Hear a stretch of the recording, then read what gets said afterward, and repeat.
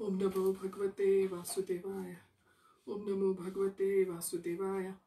ओम नमो भगवते वासुदेवाय। आप सबका आज के श्रीमद् भगवत गीता यथारूप के पठन में हार्दिक स्वागत है। हम प्रथम अध्याय के 35 श्लोक तक रीडिंग कर चुके हैं, वर्स नंबर 35 तक। आज हम वर्स 36 से आगे अपनी रीडिंग कंटिन्यू करेंगे। मुखम करोति वाचालं पंगुं लंघयते गिरिं यत्कृपातमहं वन्दे श्रीगुरुं दीनतारिणं परमानंद माधवं श्री चैतन्य ईश्वरं। हरि ओम तत्सत्। Verse 36. पापमेवाश्रयेत्स्मानः त्वैतानाततायिनः तस्मान्नार्हं वयं हन्तुं धार्तराष्ट्रान् सबान्धवान् स्वजनं हि कथं हत्वा सुखिनः स्याम माधव।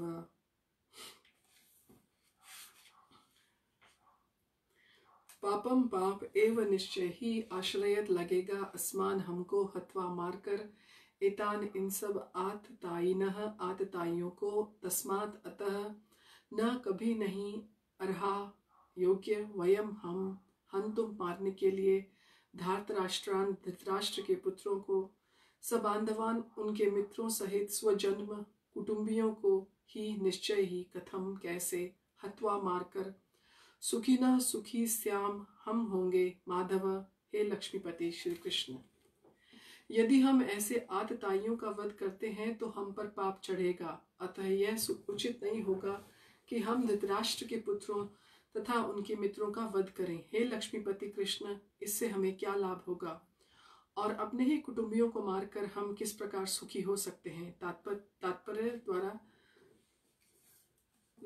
ऐसी भक्ति वेदांत शिला प्रभुपाद की जय। वैदिक आदेश अनुसार आतताई 6 प्रकार के होते हैं, जिसको हम इंग्लिश में पढ़ते हैं अपनी English Bhagavad Gita as it is में, जिसको एग्रेसर बोलते हैं। हिंदी में इसको हम आतताई कहते हैं। ये 6 टाइप्स के होते हैं। पहला विष देने वाला, दूसरा घर में आग लगाने वाला, तीसरा घातक हथियार से आक्रमण करने वाला, चौथा धन लूटने वाला, पांचवा दूसरे की भूमि हड़पने वाला और छठा पराई स्त्री का अपहरण करने वाला। ऐसे आतताइयों का तुरंत वध कर देना चाहिए, क्योंकि इनके वध से कोई पाप नहीं लगता। आतताइयों का इस तरह वध करना किसी सामान्य व्यक्ति को शोभा दे सकता है, किंतु अर्जुन कोई सामान्य व्यक्ति नहीं है। वह स्वभाव से साधु है, अतः वह उनके साथ साधुवत व्यवहार करना चाहता था, किंतु इस प्रकार का व्यवहार क्षत्रिय के लिए उपयुक्त नहीं है। यद्यपि राज्य के प्रशासन के लिए उत्तरदायी व्यक्ति को साधु प्रकृति का होना चाहिए, किंतु उसे कायर नहीं होना चाहिए। उदाहरणार्थ, भगवान राम इतने साधु थे कि आज भी लोग राम राज्य में रहना चाहते हैं, किंतु उन्होंने कभी कायरता प्रदर्शित नहीं की। रावण आतताई था, क्योंकि वह राम की पत्नी सीता का अपहरण करके ले गया था, किंतु राम ने उसे ऐसा पाठ पढ़ाया जो विश्व इतिहास में बेजोड़ है। अर्जुन के प्रसंग में विशिष्ट प्रकार के आतताइयों से भेंट होती है। ये हैं उसके निजी पितामह, आचार्य, मित्र, पुत्र, पौत्र इत्यादि। इसलिए अर्जुन ने विचार किया कि उनके प्रति वह सामान्य आतताइयों जैसा कटु व्यवहार न करे।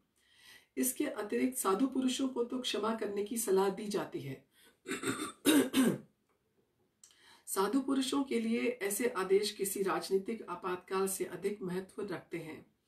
इसलिए अर्जुन ने विचार किया कि राजनीतिक कारणों से स्वजनों का वध करने की अपेक्षा धर्म तथा सदाचार की दृष्टि से उन्हें क्षमा कर देना श्रेयस्कर होगा। अतः क्षणिक शारीरिक सुख के लिए इस तरह वध करना लाभप्रद नहीं होगा। अंततः जब सारा राज्य तथा उससे प्राप्त सुख स्थायी नहीं है, तो फिर अपने स्वजनों को मारकर वह अपने ही जीवन तथा शाश्वत मुक्ति को संकट में क्यों डाले। अर्जुन द्वारा कृष्ण को माधव अथवा लक्ष्मीपति के रूप में संबोधित करना भी सार्थक है। वह लक्ष्मीपति कृष्ण को यह बताना चाह रहा था कि उसे ऐसा काम करने के लिए प्रेरित न करें जिससे अनिष्ट हो, किंतु कृष्ण कभी भी किसी का अनिष्ट नहीं चाहते, भक्तों का तो कदापि नहीं। तो जैसे आप सब देख रहे होंगे कि हम सब ने जगन्नाथपुरी में रथ यात्रा देखी, फिर मायापुर के राजापुर जगन्नाथ की भी रथ यात्रा कल थी, हैदराबाद की रथ यात्रा भी परसों थी, और बहुत रथ यात्राएं हो रही हैं विभिन्न शहरों में, विभिन्न सिटीज़ में अराउंड द वर्ल्ड।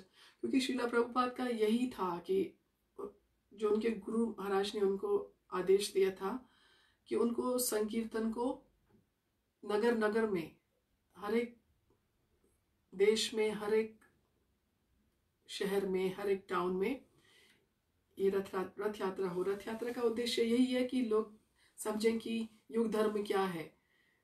अगर नहीं भी समझेंगे तो भगवान के दर्शन तो करेंगे ही ना। तो दर्शन ही बहुत दुर्लभ है इस कलयुग में, क्योंकि हम सबकी यात्रा चल रही है, जो स्पिरिचुअल यात्रा है, कहीं ना कहीं है हम अपने अपने पड़ाव पे। तो कहीं पे भी हम रथ यात्रा देखते हैं, कहीं पे भी हम भगवान की शास्त्रों को हाथ लगाते हैं, भगवत गीता, भागवतम, चैतन्य चरितामृत और प्रभुपाद की द्वारा लिखी गई छोटी छोटी और बड़ी पुस्तकें और आचार्य की कमेंट्रीज। तो हम सबकी यात्रा कहीं भी आरंभ हो सकती है, और जहाँ हमने अपनी यात्रा छोड़ी थी पिछले जन्म में, वो कहाँ से हमारी दोबारा स्टार्ट होनी है, वो सिर्फ कृष्णा को पता है। भगवान ने सबको निमित्त बनाया है, सबको इंस्ट्रूमेंट बनाया है एक दूसरे के लिए। पता नहीं किसने किसकी यात्रा में सहयोग देना है। तो आज सुबह शिवराम स्वामी का मुझे क्लास सुनने का सौभाग्य प्राप्त हुआ। हंगरी से शिवराम स्वामी महाराज क्लास दे रहे थे, तो वो बता रहे थे कि रथ यात्रा क्या है। चैतन्य महाप्रभु इन जगन्नाथ रथ यात्रा, ऐसा टाइटल था क्लास का। तो जगन्नाथ तो जैसे हम सब जानते हैं वो भगवान कृष्ण है। तो जब चैतन्य लीला में भगवान चैतन्य महाप्रभु नाच रहे थे आगे आगे जगन्नाथ के, तो वो क्या था? एक्चुअली चैतन्य महाप्रभु राधा रानी है और कृष्णा कृष्णा है, दैट इज जगन्नाथ। तो जगन्नाथ के आगे राधा रानी डांस कर रही थी, कभी आगे कभी पीछे। उनका नृत्य के भाव क्या थे? वो भाव ये थे जगन्नाथ भगवान के आगे पुरी में। जो चैतन्य महाप्रभु थे वो राधा रानी के मूड में थे, वो कृष्णा को दोबारा वृंदावन लेके जाना चाहते थे। तो राधा रानी और गोपीस महाप्रभु के रूप में, राधा रानी और गोपी जो उनके महाभाव में है, राधा रानी के भाव में महाप्रभु, वो जगन्नाथ को, वो कृष्णा को व्रज वापिस ले जाना चाहते हैं। तो जगन्नाथ रथ यात्रा का असली अर्थ ये है। तो इसी प्रकार आज जो हमने पहला श्लोक पढ़ा है 35 वाला, इसमें बताया गया कि 6 प्रकार के आतताई। अर्जुन को सब मालूम है, अर्जुन पूर्णतः ज्ञानवान है और कृष्ण भी सब जानते हैं, पर ये सब लीला रची गई थी हम लोगों के लिए, कलयुग वासियों के लिए।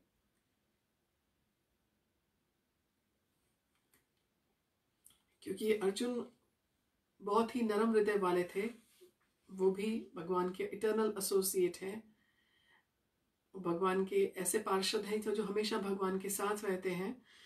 तो वो नहीं चाहते थे कि अपने घर वालों का कोई अनिष्ट करें, क्योंकि उन्हें मालूम था कि अनिष्ट करके मैं सुखी नहीं हो सकता। अब हम वर्स 37 और 38 पढ़ेंगे, ये दोनों इकट्ठे हैं। यद्यपि एते न पश्यन्ति लोभोपहत चेतसः कुलक्षय कृतं दोषं मित्रद्रोहे च पातकम्। ये था वर्स 37। कथं न ज्ञेयं स्माभिः पापादस्मान्निवर्तितुं कुलक्षय कृतं दोषं प्रपश्यद्धि रजनार्दन। यह है वर्स 38 या 38। यदि यदि अपि भी एते ये न नहीं पश्यन्ति देखते हैं, लोभ लोभ से उपहत अभिभूत चेतसः चित्त वाले कुलक्षय कुलनाश कृतम किया हुआ दोषम दोष को मित्रद्रोहे मित्रों से विरोध करने में च भी पातकम पाप को कथम क्यों न नहीं ज्ञेयम जानना चाहिए अस्माभि हमारे द्वारा पापों से अस्मात् इन निवर्तितुम बंद करने के लिए कुलक्षय वंश का नाश कृतम हो जाने पर दोषम अपराध प्रपश्य यद्यपि देखने वालों के द्वारा जनार्दन हे कृष्ण। हे जनार्दन, यद्यपि लोभ से अभिभूत चित्त वाले ये लोग अपने परिवार को मारने या अपने मित्रों से द्रोह करने में कोई दोष नहीं देखते, किंतु हम लोग जो परिवार के विनष्ट करने में अपराध देख सकते हैं, ऐसे पाप कर्मों में क्यों प्रवृत्त हों। तो यह अर्जुन का प्रश्न है कृष्ण को। तात्पर्य में श्रीला प्रभुपाद हमें समझा रहे हैं, क्षत्रिय से ये आशा नहीं की जाती कि वह अपने विपक्षी दल द्वारा युद्ध करने या जुआ खेलने का आमंत्रण दिए जाने पर मना करे। ऐसी अनिवार्यता में अर्जुन लड़ने से नकार नहीं सकता, क्योंकि उसको दुर्योधन के दल ने ललकारा था। इस प्रसंग में अर्जुन ने विचार किया कि हो सकता है कि दूसरा पक्ष इस ललकार के परिणामों के प्रति अनभिज्ञ हो,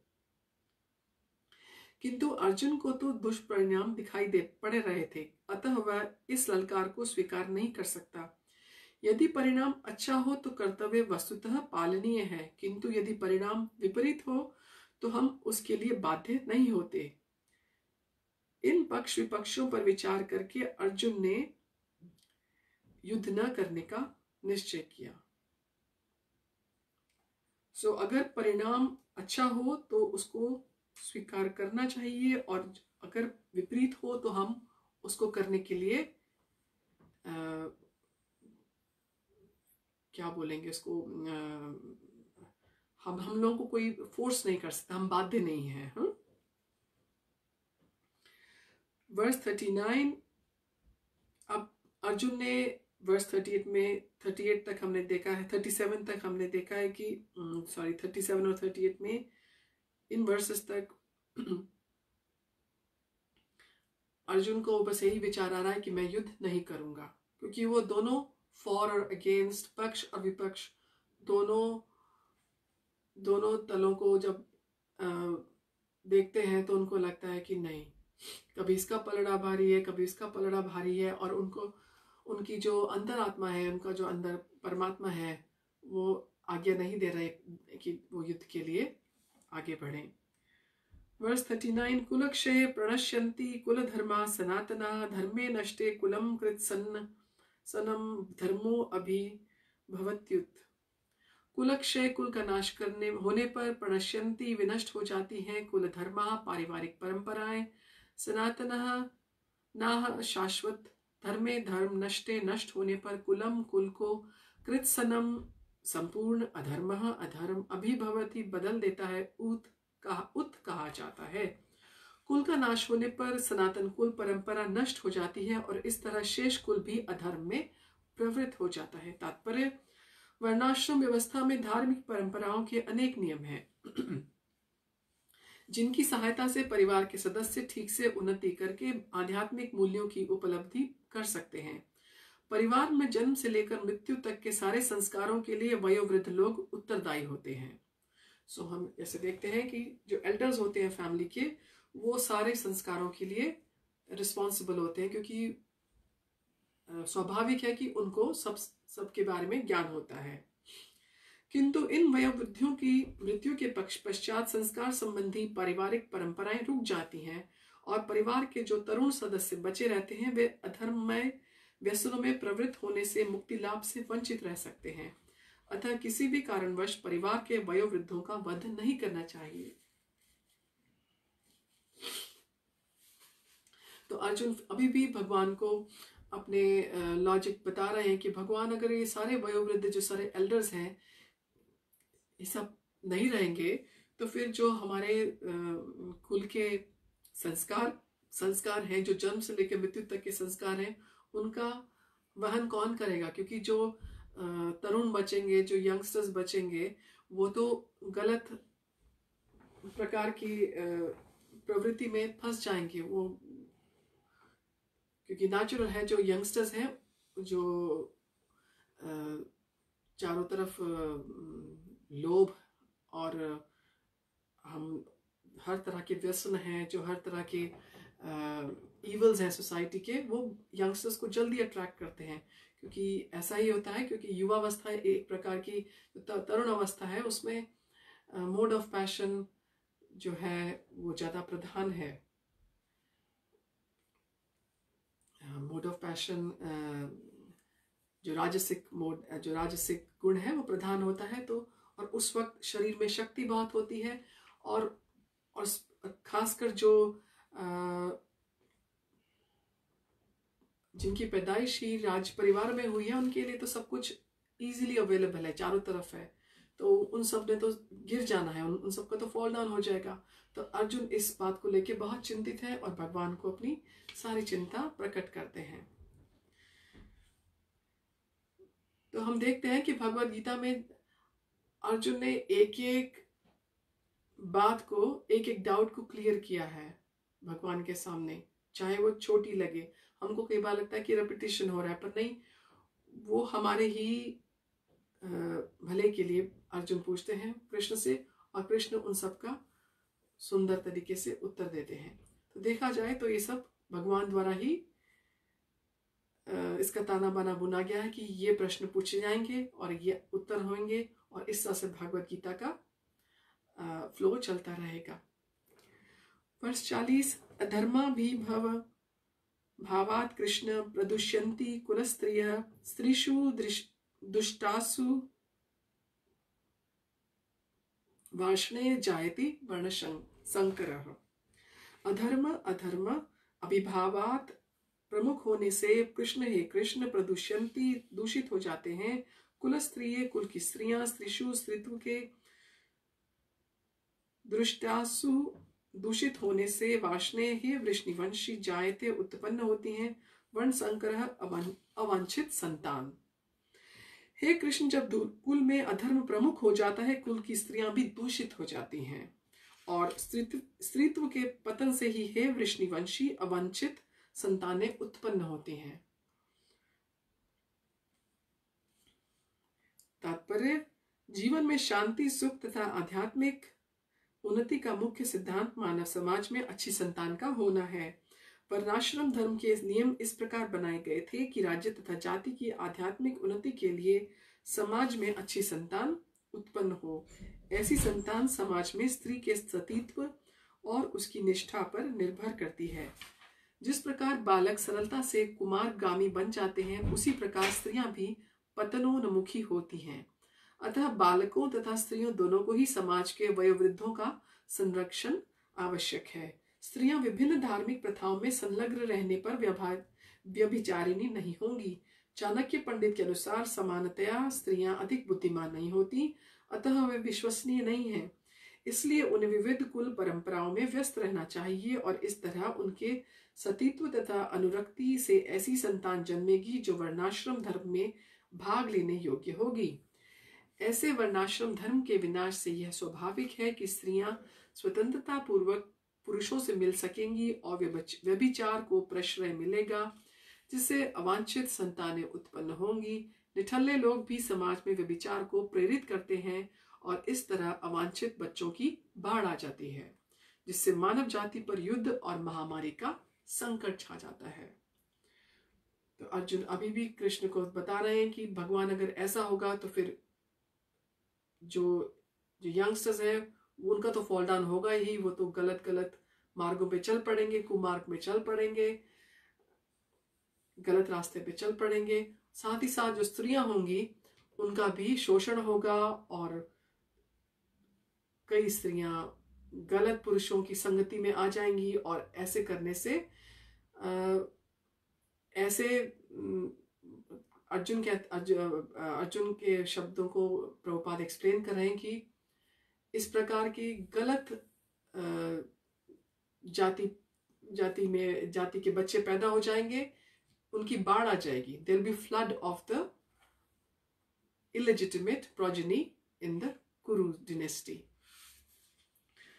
सो आप सब आज मुझे क्षमा कीजिए, क्योंकि आज मेरा थोड़ा जो शरीर है वो थोड़ा स्वस्थ नहीं है, तो जैसी भी मेरी आवाज़ है इसे आज स्वीकार कीजिए। क्योंकि मुझे लगा था कि अगर मैं भी ऐसे सोचूं कि नहीं मेरा शरीर स्वस्थ नहीं है तो मुझे और देर से करना है, मुझे अपना जो मेरी सेवा है मैं आज नहीं करूँगी, फिर करूँगी, तो हमें ये नहीं सोचना है। क्योंकि प्रभुपाद ने बताया कि हमको हर वक्त कृष्णा कॉन्शियस रहना है। यही प्रभुपाद ने हमको सिखाया कि हमें हमेशा कृष्णा के भाव में हमेशा रहना है, चाहे हमारा शरीर स्वस्थ हो या स्वस्थ ना हो, क्योंकि क्या मालूम हमारे शरीर का आखिरी पड़ाव कहाँ पे और कैसे आना है। तो हमको ये सोचना चाहिए कि हमारी आत्मा तो हमेशा स्वस्थ है, और आत्मा तो प्रचार करना चाहती है, सुनना चाहती है, भगवान का नाम बांटना चाहती है। तो हम जैसे भी हैं, जैसे भी हमारे शरीर की व्यवस्था है, जहाँ तक हो सके हम भगवान का नाम शेयर करें, एसोसिएशन दें एक दूसरे को, और अपने जीवन को सफल बनाएं। वर्स 41, संकरो नरकायेव कुलग्नानाम कुलस्य च पतन्ति पितरो येषाम लुप्त पिंडोद क्रियाः। संकरः ऐसे अवांछित बच्चे, नरकाय नारकीय जीवन के लिए, एवं निश्चय ही कुल घ्नानाम कुल का वध करने वालों के, कुलस्य कुल के, च भी पतंती गिर जाते हैं, पितरः पितृगण ही, निश्चय ही, एशाम इनके, लुप्त समाप्त पिंड पिंड अर्पण की, उदक तथा जल की, क्रिया क्रिया कृत्य। अवांछित संतानों की वृद्धि से निश्चय ही परिवार के लिए तथा पारिवारिक परंपरा को विनष्ट करने वालों के लिए नारकीय जीवन उत्पन्न होता है। ऐसे पतित कुलों के पुरखे पितृलोक गिर जाते हैं, क्योंकि उन्हें जल तथा पिंड दान देने की क्रियाएं समाप्त हो जाती हैं। तात्पर्य, सकाम कर्म के विधि विधानों के अनुसार कुल के पितरों को समय समय पर जल तथा पिंड दान दिया जाना चाहिए। यह दान विष्णु पूजा द्वारा किया जाता है, क्योंकि विष्णु को अर्पित भोजन के उच्चिष्ट भाग प्रसाद के खाने से सारे पाप कर्मों से उद्धार हो जाता है। कभी कभी पितरगण विविध प्रकार के पाप कर्मों से ग्रसित हो सकते हैं, और कभी कभी उनमें से कुछ को स्थूल शरीर प्राप्त न हो सकने के कारण उन्हें प्रेतों के रूप में सूक्ष्म शरीर धारण करने के लिए बाध्य होना पड़ता है। अतः जब वंशजों द्वारा पितरों को बचा प्रसाद अर्पित किया जाता है, तो उनका प्रेत योनि या अनेक प्रकार के दुखमय जीवन से उद्धार होता है। पितरों को इस तरह की सहायता पहुंचाना कुल परंपरा है, और जो लोग भक्ति का जीवन यापन नहीं करते, उन्हें ये अनुष्ठान करने होते हैं। केवल भक्ति करने से मनुष्य सैकड़ों या हजारों पितरों को ऐसे संकटों से उबार सकता है। भागवत में 11वें स्कंद 5वें अध्याय 41 श्लोक में यह कहा गया है, देवर्षि भूता पत नृणाम पितृणाम न किंकरो नाय मृणी च राजन, सर्वात्मना यह शरणम शरण्यम गतो मुकुंदम परिरित्य कर्तम। जो पुरुष अन्य समस्त कर्तव्यों को त्याग कर मुक्ति के दाता मुकुंद के चरण कमलों की शरण ग्रहण करता है और इस पथ पर गंभीरता पूर्वक चलता है, वह देवताओं, मुनियों, सामान्य जीवों, स्वजनों, मनुष्यों या पितरों के प्रति अपने कर्तव्य या ऋण से मुक्त हो जाता है। श्री भगवान की सेवा करने से ऐसे दायित्व अपने आप पूरे हो जाते हैं। तो इसलिए हम देखते हैं कि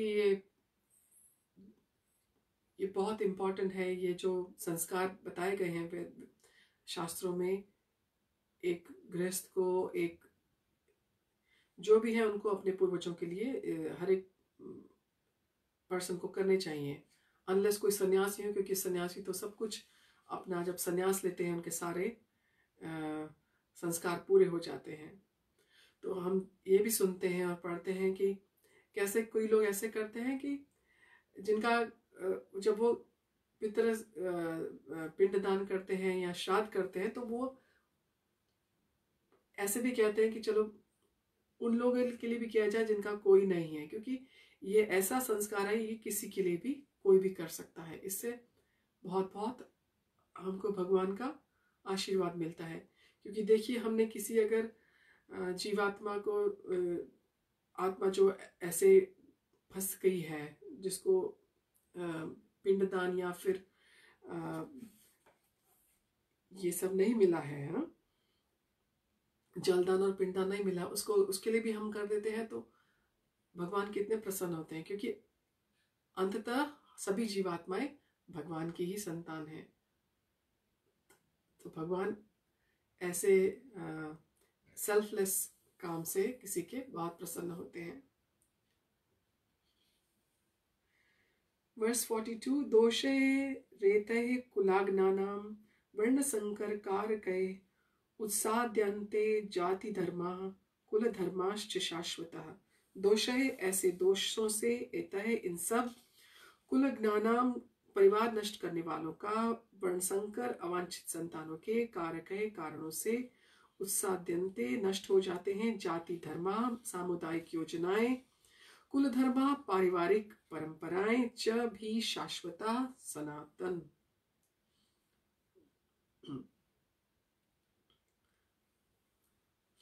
जो लोग कुल परंपरा को विनष्ट करते हैं और इस तरह अवांछित संतानों को जन्म देते हैं, उनके दुष्कर्मों से समस्त प्रकार की सामुदायिक योजनाएं तथा पारिवारिक कल्याण कार्य विनष्ट हो जाते हैं। तात्पर्य, सनातन धर्म या वर्णाश्रम धर्म द्वारा निर्धारित मानव समाज के चारों वर्णों के लिए सामुदायिक योजनाएं तथा पारिवारिक कल्याण कार्य इसलिए नियोजित हैं कि मनुष्य चरम मोक्ष प्राप्त कर सके।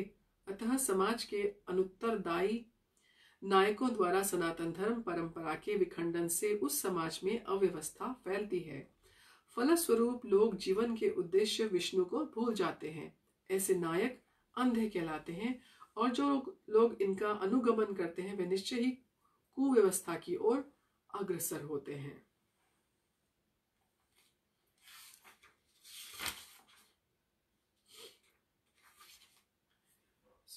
भगवान बता रहे हैं कि ऐसे ऐसे सब जब होगा तो क्या होगा कि कुलों की व्यवस्थाएं और सामाजिक व्यवस्थाएं सब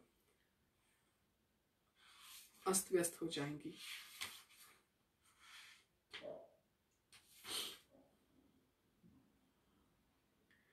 वर्स 43, उत्सन्न कुल धर्माणाम मनुष्याणाम जनार्दन नरके नियतम वासो भवति त्यनु शुश्रुमा। तो ये सब हम एक्चुअली सुन रहे हैं, ये सब अर्जुन के ही प्रश्न चल रहे हैं कृष्णा को और कृष्ण उनका उत्तर दे रहे हैं। अब इस वाले 43rd वर्स में अर्जुन कहते हैं, उत्सन्न कुल धर्माणाम मनुष्याणाम जनार्दन नरके नियतम वासो भवति तेनु शुश्रुमा।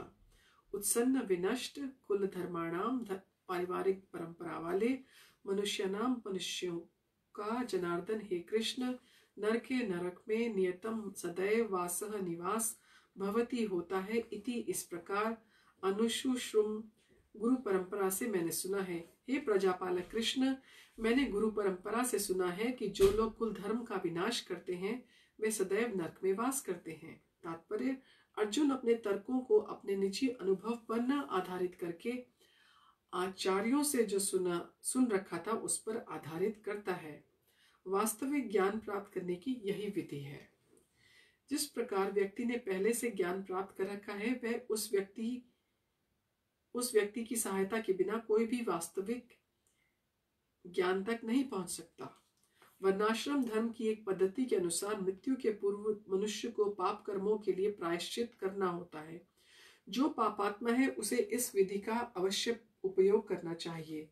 ऐसा किए बिना मनुष्य निश्चित रूप से नरक भेजा जाएगा, जहां उसे अपने पाप कर्मों के लिए कष्टमय जीवन बिताना होगा।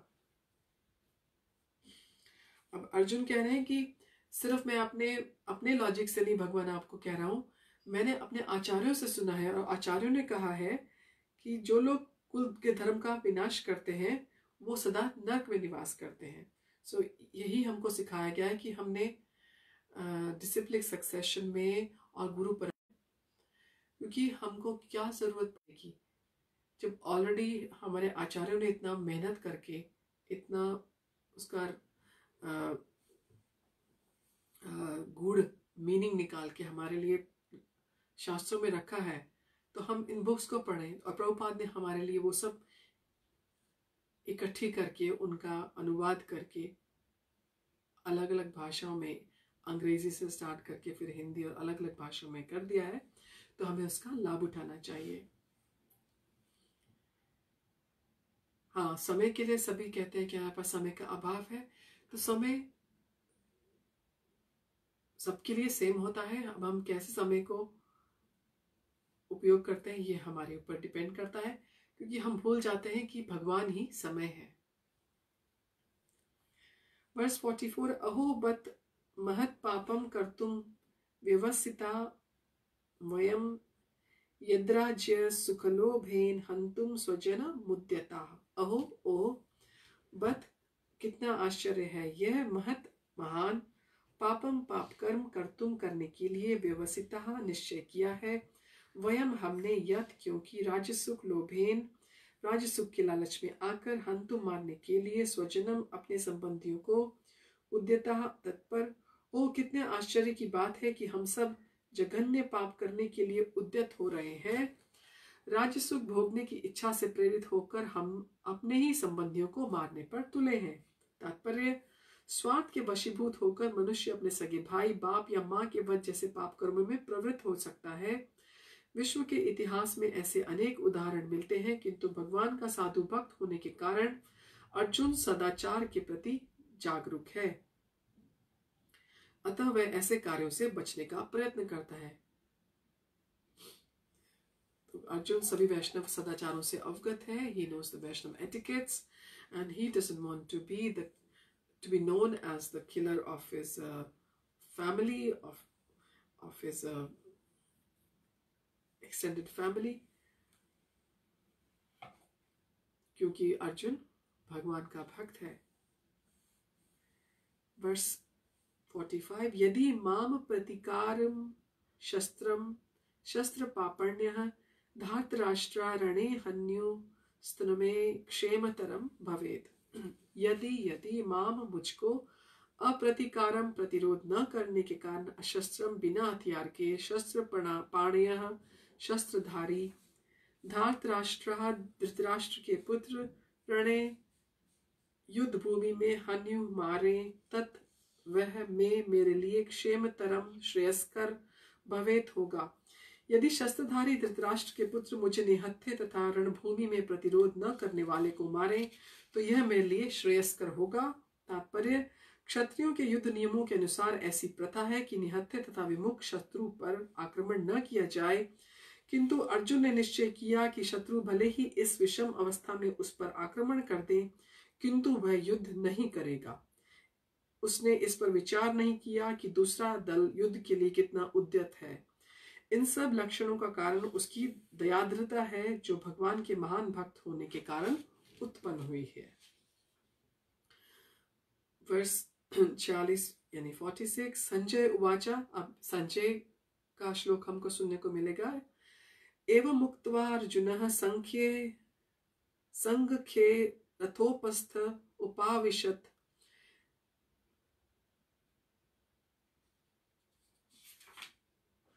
विसृज्य सशरम चापम शोक संविघ्नं मानसः। संजय वाचा, संजय ने कहा, एवं इस प्रकार उक्तवा कहकर अर्जुन संख्ये युद्ध भूमि में रथ के उपस्थे आसन पर उपाविशत पुनः बैठ गया।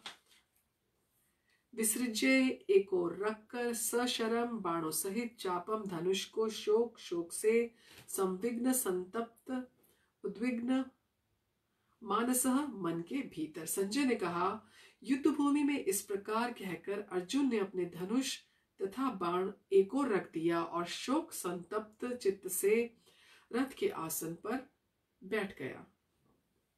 तो अब पहले अध्याय के आखिरी श्लोक में हम देखते हैं कि जब संजय बोलते हैं कि अर्जुन शोक संतप्त हो गए हैं, he is totally taken over by the grief and he sits down on the chariot. अपने धनुष और बाण को एक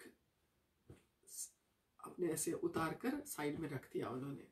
तात्पर्य, अपने शत्रु की स्थिति का अवलोकन करते समय अर्जुन रथ पर खड़ा हो गया था, किंतु वह शोक से इतना संतप्त हो उठा कि अपना धनुष बाण एक ओर रखकर रथ के आसन पर पुनः बैठ गया। ऐसा दयालु तथा कोमल हृदय व्यक्ति जो भगवान की सेवा में रत हो, आत्मज्ञान प्राप्त करने के योग्य है।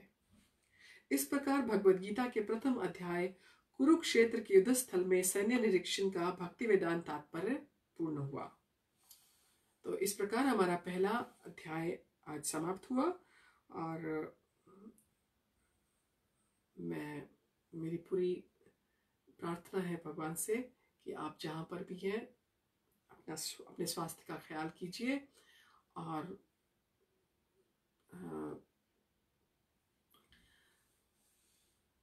चैंटिंग कीजिए, सुनिए, कथा सुनिए, तात्पर्य सुनिए, अपनी रियलाइजेशंस एक दूसरे के साथ शेयर कीजिए, उनको लिखिए, उनको बांटिए अपने परिवार में, अपने ग्रुप्स में। और अगर आप के पास कहीं इस्कॉन का टेम्पल है, वहाँ जाइए और आप Bhagavad Gita as it is, या हिंदी में जिसको बोलते हैं श्रीमद् भगवद गीता यथारूप की प्रतियां लीजिए और आपके जो परिवारजनों में बांटिए। जैसे आप गिफ्ट देते हैं, इनको ऐसे गिफ्ट भी आप एक दूसरे को दे सकते हैं, और इस प्रकार से भगवान के जो वाक्य हैं वो सबके साथ शेयर कीजिए, बांटिए, क्योंकि इससे बड़ा और कोई कार्य नहीं हम कर सकते इस जीवन में। यदि हम ये जो ज्ञान, ये जो नॉलेज हमको प्रभुपाद ने इतनी कंडेंस नॉलेज, इसको इतना सरलता से हमारे सामने दिया है इन Bhagavad Gita as it is books में, और फिर भागवतम में और चैतन्य चरितामृत में, तो हमको इसको बांटना चाहिए एक दूसरे के साथ। और अपने क्वेश्चंस अपने सीनियर्स से, अगर आप टेम्पल जाते हैं, पूछिए, कोई भी डाउट्स हो पूछिए, घबराइए मत। कई बार हमें लगता है कि हमारा डाउट छोटा सा है, बिल्कुल बेकार है, ऐसा नहीं होता, क्योंकि जो उसका उत्तर मिलता है वो उत्तर एक किस्म का कोहिनूर होता है। बहुत बहुत दफ़ा ये मेरा पर्सनल एक्सपीरियंस है, मैंने खुद भी देखा है, क्योंकि जो हमारे बड़े सन्यासीज हैं या जो सीनियर वैष्णव्स हैं, जिन्होंने इतने जीवन लगाया है, इतने साल लगा के ये जो नॉलेज उनके पास है, हमने अपने डाउट्स को क्लियर करना और उनसे सुनना, ये हमारा सौभाग्य है। ये तुमको इतने इजीली अवेलेबल करा दिया है प्रभुपाद ने। तो कलयुग का यही धर्म है, संकीर्तन मूवमेंट, यही युग धर्म है। और आप सबका आज हमारे साथ जुड़ने के लिए बहुत बहुत धन्यवाद। और इसी तरह से अगली दफ़ा दूसरा अध्याय जो है गीता का सार, भागवत गीता समराइज्ड, उसको हम आरंभ करेंगे। जगत गुरु शिला प्रभुपाद की जय, भगवत गीता की जय, अनंत कोटि वैष्णव वृंद की जय। हरि ओम तत्सत। हरे कृष्णा।